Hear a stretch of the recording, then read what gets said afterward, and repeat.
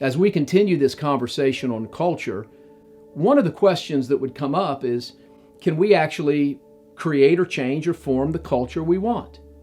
And I would say that to an extent, the answer is yes, but there's a limit to that yes.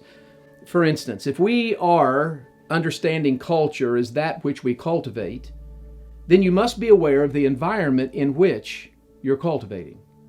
For instance, here in Ohio, we grow corn, we grow soybeans, we grow wheat, but we don't grow cotton. We don't grow bananas. We don't grow tropical fruit very well. Why? Because of our climate.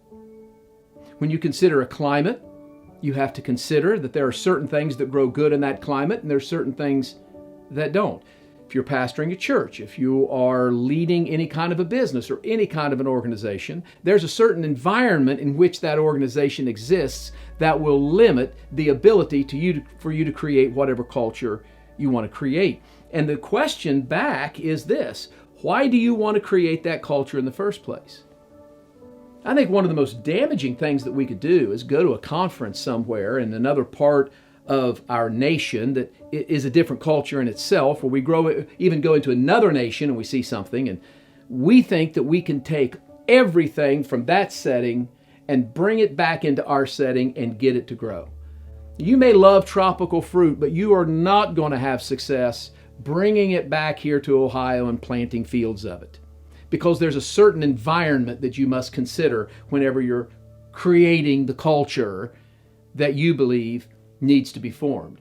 Certainly there are kingdom principles that will apply in every setting, and we should do our best to apply those principles. For instance, no matter where you're at in the world, you've got to turn the earth over. You've got to plow the dirt. No matter where you are in the earth, you have to plant seeds. No matter where you're at in the earth, you have to pull weeds. You have to water. You have to care for those plants. And so there's principles like that. But how do we know what kind of culture can grow in a particular setting? Well, one of the things that I've used over the years is to try to discover our DNA.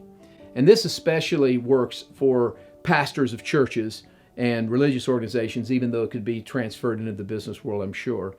What is our DNA? DNA stands for D, the dominant gift of the leader. What will grow, what that culture will look like, will be largely based upon the dominant gift of the leader. N stands for the needs of the community, or you could say the nature of the community in which we are laboring. And so the nature and the needs of that community are going to dictate partially the DNA of the organization. The A stands for the accumulated gifts of my team. When I bring the accumulated gifts of my team into a particular existing cultural setting, which are the needs of the community, I, as a leader with my dominant gifts, begin to create a culture. And what is that culture? Well, that culture is the cultivated space. It is that which separates us from the chaos on the outside. It is this parcel of ground that makes us unique, that gives us an identity. It doesn't make the strategy happen or fulfill the vision, but it's certainly the environment in which that strategy is executed and the vision fulfilled. Now we're going to talk a little bit more in section 3 of this conversation, but this is enough, I think, to keep this conversation going.